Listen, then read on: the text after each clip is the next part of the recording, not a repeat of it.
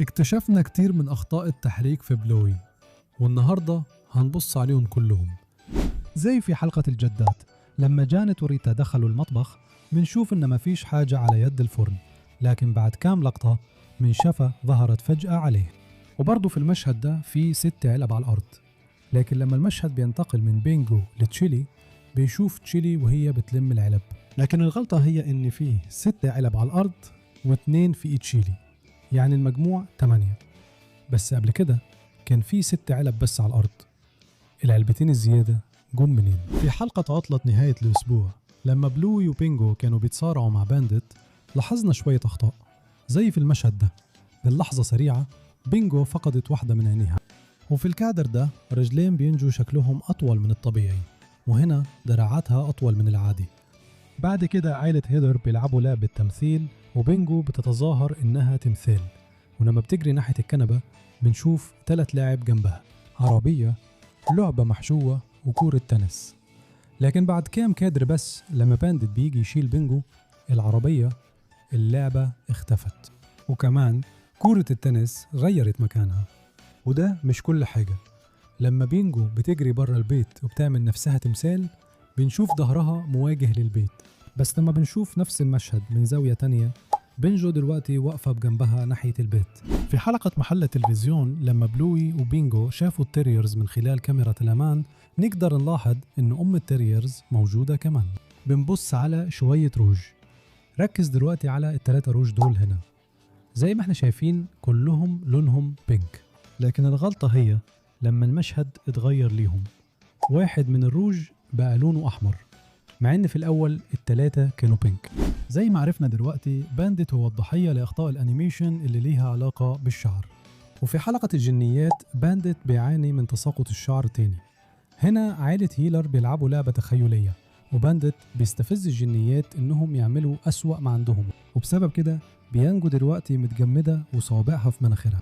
بلوي حطت اللوم كله على بانديت، واللي عشان يصلح غلطته بانديت بدأ يرقص رقصة أيرلندية حوالين صندوق البريد. على طول بعد ما شال بينجو الفرو اللي فوق عينيه اختفى. ومش بس كده، وهو بيرقص وهو شايل بينجو خبطت في مناخير بانديت.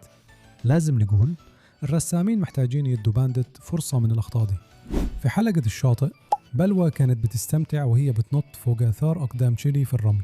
لما بنبص على آثار الأقدام من فوق في مسافة بينهم، بس لما بلوى بتنط في المسافة دي ما بتسيبش أثر رجلها. الغلط الجاي ده ممكن تلاقيه في حلقة الدب البني. في بداية الحلقة بلوى وبنجو كانوا بيلعبوا بعجينة اللعب، ولو بصيت وراهم هنلاقي دولاب وعليه قصيص زرع فوقه. دلوقتي بص على مكان القصيص، هو موجود قريب من الحافة ناحية اليمين من الدولاب، بس الغلط هو لما المشهد بيتغير لبانديت وتشيلي بنشوف الدولاب من زاوية تاني. لكن بص على مكان القصيص، دلوقتي القصيص اتحرك ناحية الشمال مع انه كان قبل كده ناحية اليمين.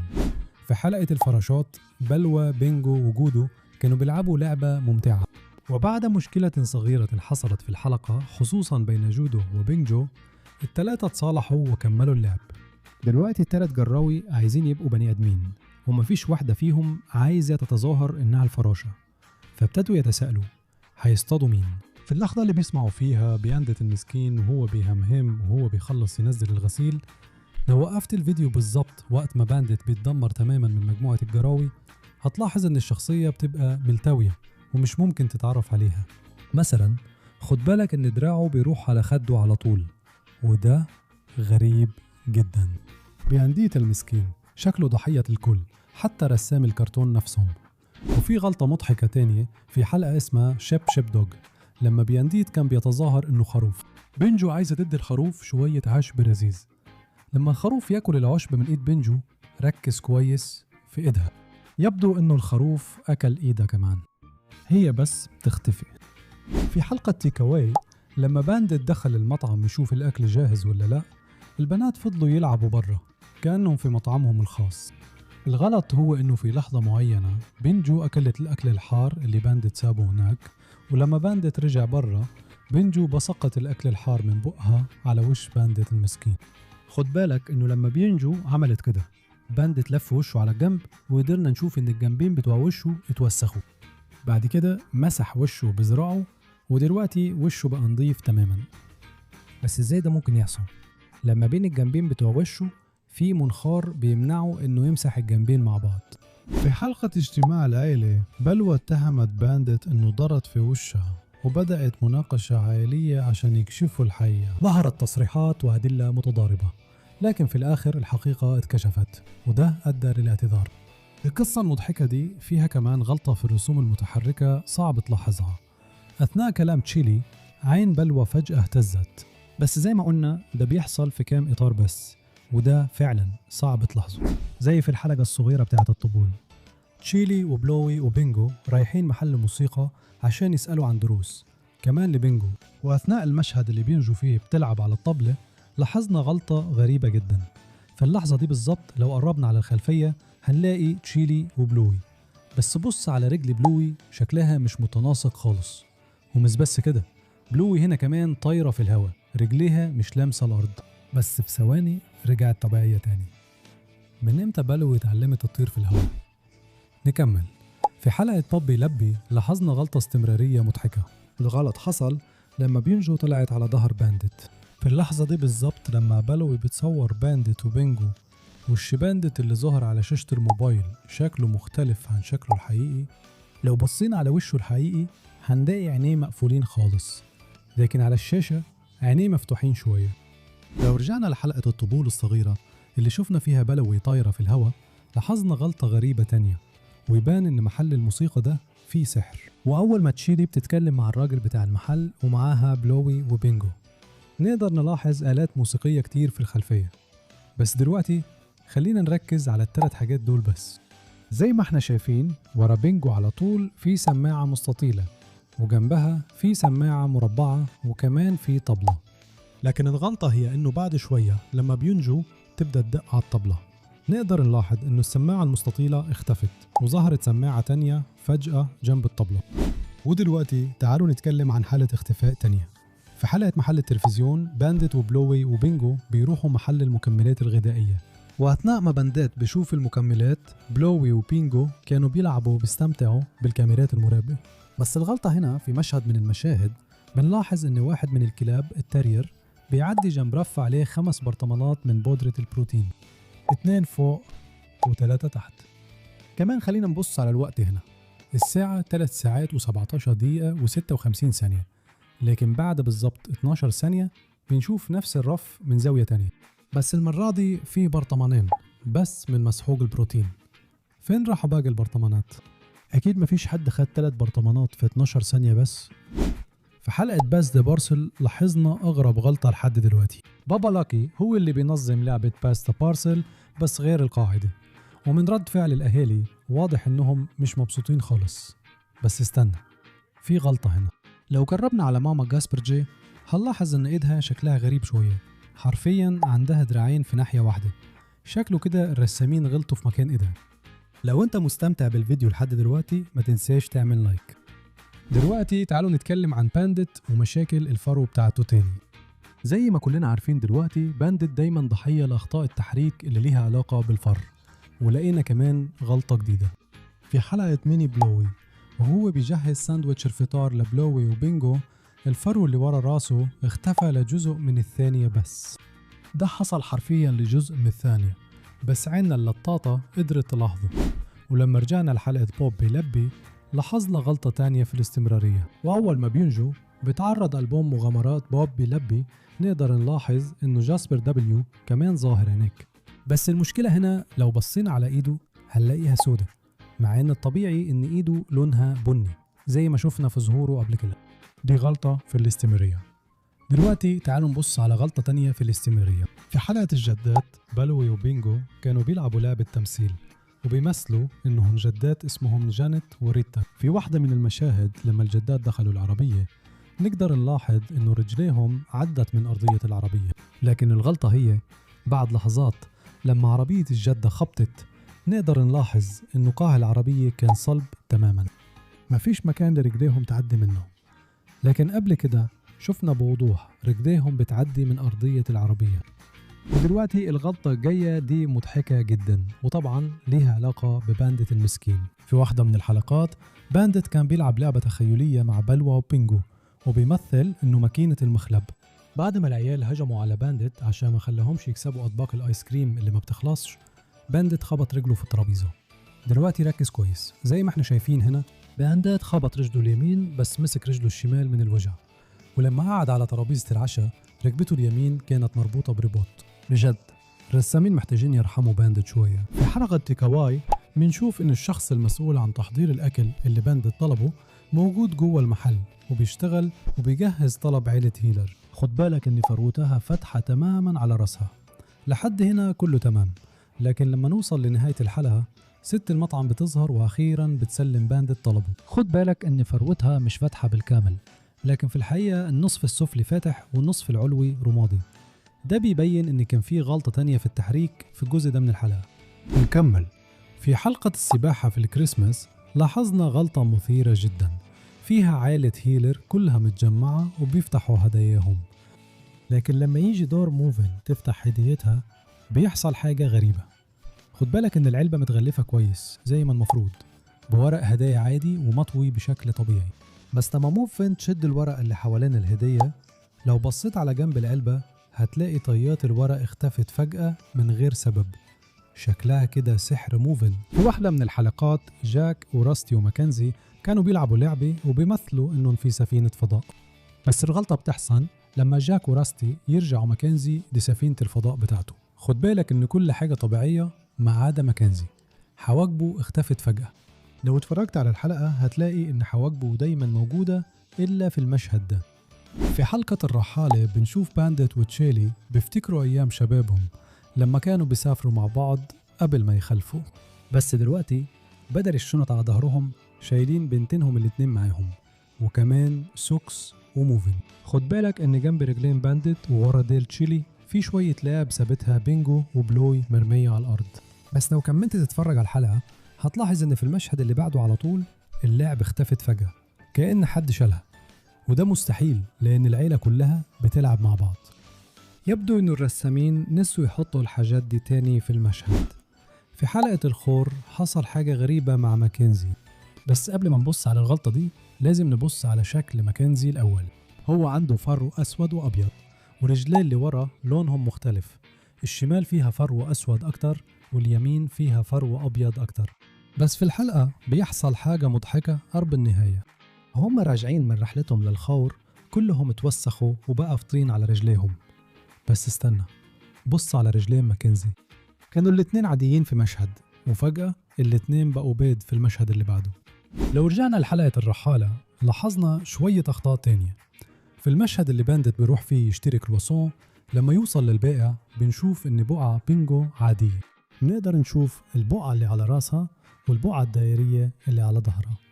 بس لما بانديت بيروح يطلع الفلوس من محفظته خد بالك انه للحظة قصيرة بقعة بينجو اللي على راسها وظهرها بيبقوا بقعة واحدة، ومع ذلك أول ما المشهد يبعد هتلاقي البقعة اتفصلت تاني بطريقة سحرية. وكمان بنلاحظ في نفس المشهد أول ما بانديت يمسك الموزة بنشوف انه بقعة بلوى اللي على ظهرها متحركة لورا أكتر وبالكاد باينة، بس لما المشهد يتغير البقعتين باينين بوضوح على جنب بلوى. بس ازاي ده ممكن يحصل لما من نص ثانية كانوا لورا أكتر؟ دي فعلا لغز كبير. زي في حلقة الأب الروبوت لقينا أغرب غلطة حصلت قبل كده. لما بلوى وبنجو كانوا بيهجموا على بانديت بهزار حصل حاجة غريبة مع بلوى. لو بطلنا المشهد ده ووقفناه في اللحظة الصح هنقدر نشوف الغلطة. دلوقتي مش شايف إننا محتاجين نشرح الغلطة دي أكتر؟ بلوى شكلها شبه وحيد القرن الغريب. في حلقة المستشفى بلوى كانت بتتظاهر إنها دكتورة وبانديت كان المريض بتاعها، وفي المشهد ده بلوى شالت ضمادة بانديت ورمتها على السجادة، بس بعد كم مشهد الضمادة اختفت من غير ما حد يلمسها حتى. على عكس اسمها، الحلقة اللي اسمها المثالية مش مثالية خالص لأن لاحظنا غلطة مضحكة في التحريك. بص على الصورة دي لبلوي اللي على الحيطة، هي موجودة فعلا بس لما المشهد بيتغير الصورة بتختفي. في حلقة جبل ماما وبابا لما تشيلي فتحت الباب بنشوف إن مفيش حاجة في ايدها، لكن في اللقطة اللي بعدها شنطة ظهرت فجأة. وفي المشهد اللي بينجو ماسكة فيه المنظار بنشوف صوابعها على المنظار بس دراعها مش موجود. الغلط اللي جاي ده مضحك جدا. ومرة تانية الضحية هو بانديت المسكين. في حلقة المخلب بانديت كان بيلعب لعبة تخيلية مع بلوي وبينجو وبيمثل انه ماكينة المخلب، بس بعد ما رفض يديهم اطباق ايس كريم ملهاش اخر العيال هجموا عليه هجوم كامل، وفي الاخر بانديت خبط رجله في الترابيزة. ودلوقتي هنا الموضوع بيبقى مضحك. هو واضح انه خبط رجله اليمين بس بعدين رفع رجله الشمال من الألم. وبعد كده على ترابيزة العشاء فجأة تلاقي ركبته اليمين هي اللي ملفوفة بضمادة. يا إما بانديت مش عارف يفرق بين يمينه وشماله، يا إما الرسامين هم اللي مش عارفين. في حنكة باركي بوتس ماكنزي وكابتن كانوا بيلعبوا باركي بوت، ولما مايا وبلوي قاطعوهم وفي الخلفية بنشوف كاليبسوا قاعدة على صخرة كبيرة وبتحوك حاجة. لحد هنا كله تمام. وفي وقت لاحق في الحلقة كابتن وميا جريوا يلعبوا مع بعض وسابوا بلوي وماكنزي. لما كاليبسو قربت من بلوي وماكنزي نقدر نلاحظ ان الصخرة اللي كانت قاعدة عليها كاليبسو لسه موجودة. بس بعد شوية لما قوارب باركي نزلت بسرعة من النافورة لو بصينا على الخلفية مش هنلاقي الصخرة موجودة. راحت فين؟ مش أظن ان في حد هنا كان يقدر يشيلها. ده أكيد خطأ في التحريك. في حلقة الخور حصل حاجة غريبة مع ماكنزي، بس قبل ما نبص على الخطأ ده لازم نبص على شكل ماكنزي. هو عنده فرو أسود وأبيض ورجليه اللي ورا لونهم مختلف. الشمال فيها فرو أسود أكتر واليمين فيها فرو أبيض أكتر. بس في الحلقة بيحصل حاجة مضحكة قرب النهاية، وهم راجعين من رحلتهم الخور كلهم اتوسخوا وبقى فيه طين على رجليهم. بس استنى، بص على رجلين ماكنزي، كانوا الاتنين عاديين في مشهد لكن فجأة بقوا الاتنين أبيض في المشهد اللي بعده. في حلقة الطين جودو كانت نفسها تلعب في الطين مع بلوى وبينجو، بس المفروض إنها ما تتوسخش. في وقت اللاحق في الحلقة بنشوف جودو قاعدة حزينة وقاعدة على السلم قدام بيتها. دلوقتي ركز كويس.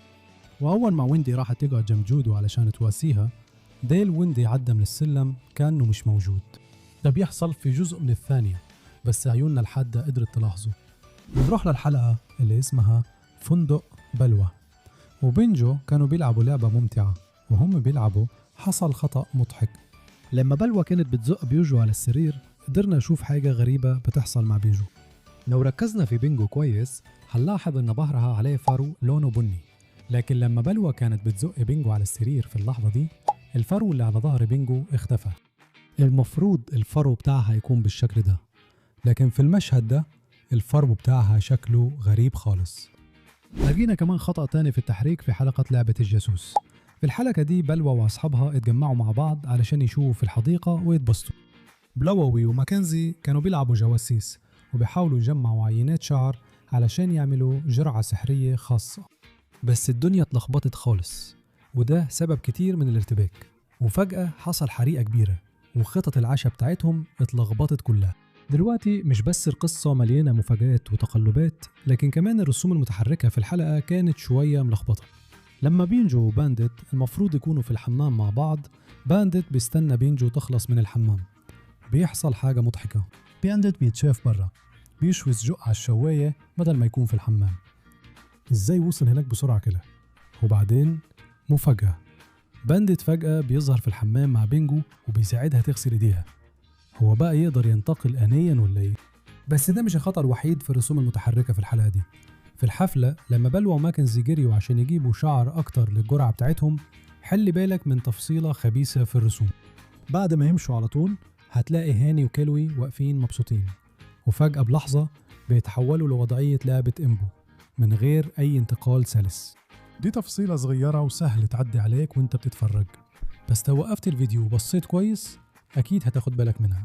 دلوقتي تعالوا نتكلم عن الغلطة اللي حصلت في واحدة من أكتر حلقات بلوى المحبوبة، وأنا فعلا بتكلم عن حلقة التخييم. في واحدة من المشاهد اللي بلوى وعائلتها مجتمعين فيها مع عائلة العم سترايب حوالين نار المعسكر وبيشوا مارشميلو، لاحظنا غلطة مضحكة جدا. لما سترايب بيقفل عينه بنشوف إن واحدة من عينيه بتتقفل في الاتجاه العكسي كأنها مقلوبة، والعين اللي من بره اتقفلت بشكل طبيعي. العين اللي من جوه المشهد كأنها مقلوبة، واحنا فعلا شفنا كل ده في غمضة عين. في حلقة سموشي كيس بلوى وبينجو مش عايزين تشيلي، تبوس بانديت بوسة حب، فبيعملوا نفسهم حراس شخصيين لبانديت وبيحاولوا يبعدوه عن تشيلي. بعدين في الحلقة بنشوفهم داخلين أوضة الغسيل. دلوقتي ركز كويس، لو جربنا على الحنفيات اللي في حوض الغسيل هنلاقي الحنفية السخنة على الشمال والباردة على اليمين، وكمان الحنفية السخنة بتبقى في وش باب الحمام. لكن الغلطة هنا لما بانديت بيطلع من الحمام الحنفيات اتبدلت أماكنها، دلوقتي السخنة بقت على اليمين والباردة على الشمال. الحنفية شكلها ليها دماغ لوحدها. الغلطة الجاية دي بقى فعلا مضحكة. في حلقة الحاجة المفضلة تعالوا نبص على طبق بيانجو شوية. زي ما احنا شايفين في 4 طماطم شيري على طبق بينجو، وأول ما بتحاول تمسكهم بالشوكة واحدة بتقع من على الترابيزة والتانية بتطير وتترش على راس بانديت. يعني دلوقتي فاضل 2 بس، صح؟ بس الغلطة هنا بعد شوية لما بنشوف الطبق من زاوية تانية بنلاحظ إن لسه فيه 4 طماطم فيه، ودي اللي بنسميها خدعة تضاعف الطماطم. تعالوا نشوف غلطة تانية في الاستمرارية. في حلقة الجدات بلوى وبنجو كانوا بيلعبوا لعبة تمثيل وبيمثلوا إنهم جدات اسمهم جانيت وريتا. في واحد من المشاهد اللي الجدات بيركبوا فيها العربية نقدر نلاحظ إنه رجليهم بتعدي من أرضية العربية، لكن الغلطة هي بعد لحظات لما عربية الجدة بخبط نقدر نلاحظ إنه قاع العربية صلب تماما، مفيش مكان الرجلين تعدي منه. بس قبل كده شفنا بوضوح رجليهم بتعدي من أرضية العربية.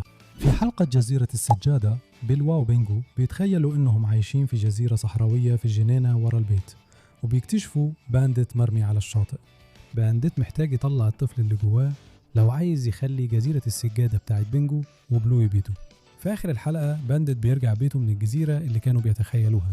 لما بانديت كان بيتفرج على البنات من بيته ممكن تلاحظ إن في شجرة في الخلفية، لكن في المشهد اللي بعده الشجرة اختفت. قبل كده كنا شايفين بوضوح إن في شجرة هناك، والأغرب بعد ما اختفت بعد شوية الشجرة ظهرت تاني. يبدو إن الشجرة بتلعب باستغماية.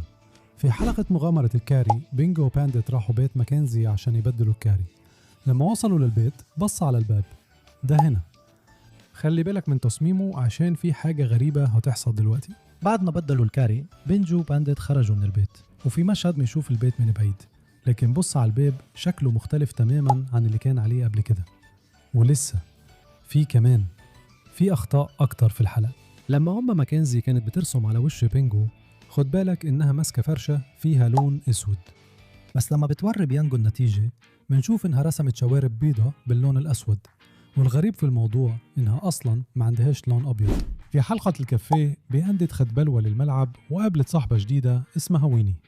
الموضوع شكله عادي صح؟ بس ركز كويس. لما ويني وباباها كانوا ماشيين للحديقة الممر كان عليه خطوط أفقية شيك كده، بس أول ما دخلوا من البوابة الخطوط اختفت. ده سحر ولا غلطة خبيثة؟ ولسه في كمان. بص على الحصوات. في الأول في حصوة واحدة قدام ترابيزة بلوى و3 على اليمين، بس لما بنشوفها من زاوية تانية الحصوة اللي قدام اختفت والناحية اليمين فجأة مليانة حصى. يا ترى حد وقع كيس حصى واحنا مش واخدين بالنا ولا الرسامين نسوا؟ يلا بينا نشوف الحلقة اللي بعدها. في حلقة ريلاكس بلوي وبينجو كانوا على وشك ينطوا في البانيو. بص هناك كده، شايف زجاجة الشامبو دي؟ العلامة الزرقاء باينة قدام العيال بوضوح، بس استنى، أول ما نطوا في البانيو العلامة اختفت، دلوقتي بقت في الاتجاه التاني. في حلقة مغامرة الكاري بينجو وبانديت راحوا بيت ماكنزي عشان يبدلوا الكاري. لما وصلوا البيت بص على الباب ده هنا. فاكر تصميمه؟ لأن في حاجة غريبة هتحصل دلوقتي. بعد ما بدلوا الكاري بينجو وبانديت خرجوا من البيت، وفي مشهد شفنا البيت من بعيد، لكن بص على الباب شكله مختلف تماما عن اللي كان عليه قبل كده. ومش بس كده، في أخطاء تانية في الحلقة. لما ماكنزي كانت بترسم على وش بينجو خد بالك إنها ماسكة فرشة فيها لون أسود، لكن لما بتوري بينجو النتيجة بنشوف إنها رسمت شوارب بيضة باللون الأسود. والغريب في الموضوع إنها أصلاً ما عندهاش لون أبيض. في حلقة راجدور لاحظنا شوية أخطاء. بص على الكنبة، في مخدة بس، لكن من شوية كان فيه كتاب كمان. وتاني بعد لحظات لما بنشوف الأوضة من زاوية تانية الكتاب رجع على الكنبة، بس المرة دي عليه شوية رسومات، مع إن من شوية ما كانش عليه حاجة على الغلاف. ولسه في أكتر. في المشهد ده ركز على الرف هنا. زي ما احنا شايفين الرف مليان حاجات كتير، بس لما بنشوف الرف من زاوية تانية كل الحاجات اللي عليه اختفت، حتى عدد الرفوف اللي في النص اتغير. من شوية كان فيه رف واحد بس ودلوقتي بقوا 2. واخر غلطة في الحلقة دي بنلاقيها في المشهد اللي بانديت بينزل فيه من على السلم وهو بيجالب. يبدو كأنه عالق في حلقة مفرغة، لأن البراويز اللي على الحيطة بيظهر ويتكرر كل شوية. ولو رجعنا لحلقة كاري كويست لما منشوف منظر المطار لاحظنا غلطة مضحكة جدا. بص على اللافتة اللي فوق مبنى المطار. اللافتة دي بالتحديد طايرة في الهواء. وكمان لما بنات هيلر كانوا بيكلموا بانديت على فيس تايم بنشوف لقطة مقربة للجهاز اللوحي. خد بالك ان تشيلي ماسكة الجهاز اللوحي بإيدينها الاتنين، لكن لما المشهد بيبعد بنشوف تشيلي ماسكة الجهاز بإيد واحدة وبتمسك بينجو بالإيد التانية. وكمان حاجة جامدة ان بلوى يعرف يعمل كروشيه في السن ده. احنا بنحب نشارك أخطاء التحريك اللي بنلاقيها في بلوى، والنهاردة عندنا شوية أخطاء كمان نشاركها معاكم. زي في حلقة التنين لاحظنا خطأ محير. الحلقة دي ورتنا حاجات مثيرة وجامدة عن تشيلي. الحلقة كمان قالت لنا إن أم تشيلي كانت شخصية جامدة جدا وكانت بتشجع بناتها يعملوا اللي بيحبوه. وكمان الحاجة الجامدة الثانية اللي لاحظناها كانت قدرة تشيلي على الرسم بإيدها الشمال، وده بيبين إنها شمالية. بس لاحظنا غلطة بسيطة بخصوص إيدها. هنا بنشوف تشيلي بترسم بإيدها الشمال، بس في الجزء اللي بعد كده من الحلقات لما بتقول إن إيديها وجعاها بنلاقيها ماسكة إيدها اليمين كأنها هي اللي بتوجعها. دلوقتي احنا مش عارفين رأيكم ايه، بس الموضوع ده مش منطقي بالنسبة لنا. مش كان المفروض تمسك ايدها الشمال هنا؟ على اي حال ده مش هيغير حقيقة ان دي واحدة من احسن حلقات بلوى على الاطلاق. الكريكيت فعلا من حلقاتنا المفضلة، بس في حاجة غريبة جدا بتحصل فيها. احنا عارفين ان راستي وجاك اصحاب جامد، وراستي اوقات بيروح يزور جاك، وفي المشهد اللي ام جاك بتيجي تاخدهم من المدرسة جاك بيجري يحضنها، بس لو ركزت كويس هتلاقي جاك مش بيحضن حد أصلاً. يمكن جاك كان بيحضن حد هو بس اللي شايفه، أو يمكن الرسامين غلطوا غلطة بسيطة. احنا أصلاً اتكلمنا قبل كده عن كذا غلطة في الرسوم لاحظناها في حلقة ذا كريك، والنهاردة لقينا غلطة كمان في نفس الحلقة. في المشهد اللي فيه بلوى بينجو وماكنزي ماشيين في الجدول منشوف شوية شراغيف بدغدغوا صوابع رجليهم، لكن الغلطة هي إنه في المشهد اللي بعده على طول الشراغيف اختفوا وما بقوش موجودين. يعني في ثانية واحدة الشراغيف اختفوا كده فجأة. حلقة الهليون السحري كان فيها خطأ غريب في الرسوم المتحركة لما كاف بينجو عدى من خلال قدمي والد لاكي، بس احنا اتكلمنا عن ده قبل كده في واحد من فيديوهاتنا اللي فاتت. بس لاحظنا كمان خطأ تاني في نفس الحلقة. الخطأ ده بيحصل في آخر الحلقة بالظبط لما بلوى تخلص أكل الخضار وتسيب الترابيزة. لو بطأت الفيديو هتلاحظ إن في لحظة صغيرة راس بلوى بتعدي بشكل سحري من خلال الكرسي وهي بتقوم. فعلا بلوى عندها سحر. دلوقتي تعالوا نبص على خطأ تاني في الاستمرارية. في حلقة الجدات بلوى وبينجو كانوا بيلعبوا لعبة تمثيل وبيمثلوا إنهم جدات اسمهم جانيت وريتا، وفي واحدة من المشاهد اللي الجدات فيها بيدخلوا العربية نقدر نلاحظ إن رجليهم بتعدي من خلال أرضية العربية. لكن الغلطة هي إنه بعد لحظات لما عربية الجدات خبطت نقدر نلاحظ إنه قاع العربية صلب تماماً، مفيش مكان الرجلين يعدوا منه، بس قبل كده شفنا بوضوح رجليهم بتعدي من الأرضية. نكمل.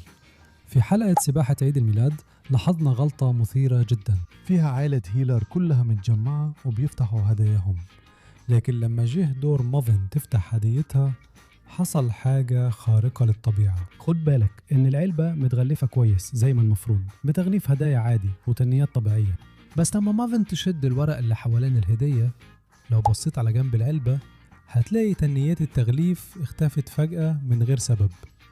ده شكله سحر مافن. نكمل.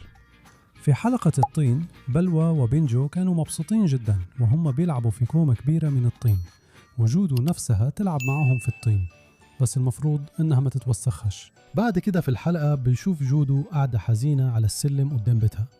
دلوقتي ركز كويس. واول ما ويندي راحت تقعد جنب جودو علشان تواسيها ديل ويندي عدى من السلم كأنه مش موجود. ده حصل في جزء من الثانية، بس عينينا اللماحة قدرت تلاحظه. حلقة كعكة البط فعلا من أكتر الحلقات المضحكة، وكمان خلتني أحس بالشفقة على بانديت. دي الحلقة اللي فيها كأب كويس حاول يعمل كعكة على شكل بطة، بس فشل ذريع. لكن الغلطة مش هنا. لما بانديت اقترح على بلوى انه هيديها استيكرات نجمة ذهبية ذهبية ذهبية لكل لعبة بتنقذها، وده عرض كويس. خد بالك انه ورقة الاستيكرات كانت كاملة، ولما وصل للمطبخ بعدها على طول الورقة كان فيها نجمة أقل. لحد دلوقتي ما نقدرش نقول إنها غلطة، لأنه ممكن يكون حط ستيكر في الطريق من الصالة للمطبخ في أي لحظة. بس لما رجع للصالة عشان يتكلم مع بلوى وكان ماسك الطبق اللي بيعمل فيه خليط الكيك، شفناه ماسك ورقة الاستيكرات تاني وكانت كاملة من جديد. دلوقتي نقدر نقول فعلا إنها كانت غلطة. ولو الفيديو عجبك ما تنساش تدوس لايك. في حلقة السيسو لما بلوى وبينجو كانوا بيلعبوا، قدرنا نشوف إنه زي أي سيسو كل واحد قاعد على كل ناحية عنده مقبض يمسك فيه. بس لما بانديت انضم ليهم عشان يعلم العيال درس، شفنا بلوى وهي بتنزل على السي لحد ما خبطت في ظهر بانديت. السؤال هنا، ازاي بلوى قدرت تعمل كده؟ المفروض يكون في مقبض في طريقها. واضح ان المقبض المفروض يكون بين بلوى وبانديت في اللحظة دي، لكنه اختفى ببساطة. ولما بلوى وبينجو كانوا في الجهة المقابلة لبانديت، شفنا ان اليد اختفت. بس ده مش كل حاجة. لما كولوي ظهرت وحاولت تساعد البنات، شفنا إن في اللحظة دي المقبض ظهر تاني. ده واضح إنه خطأ منطقي. في حلقة فيسي توك، بلوى وبينجو وسوكس ومافن كانوا بيتكلموا مع بعض في مكالمة فيديو، وكمان وهم بيتكلموا كانوا بيرسموا في نفس الوقت. بس بعدين في الحلقة سترايب عايز تليفونه يرجع له، لكن مافن رفضت تديهوله، وسترايب بدأ يجري ورا مافن اللي كانت بتجري بتليفونه. وكل ده بيحصل والمكالمة لسه شغالة. وبعد شوية في الحلقة التليفون وقع من ايد مافن بالغلط وطاير من البلكونة. بس استنى، بص هنا، ولما التليفون طار في الهواء المكالمة لسه شغالة، بس من خلال الكاميرا احنا شايفين ان البلكونة فاضية، يعني مفيش حد واقف هناك. بس لما نبص من كاميرا مافن هنلاقي ان مافن وسترايب وتريكسي واقفين على البلكونة، وده خطأ غريب فعلا.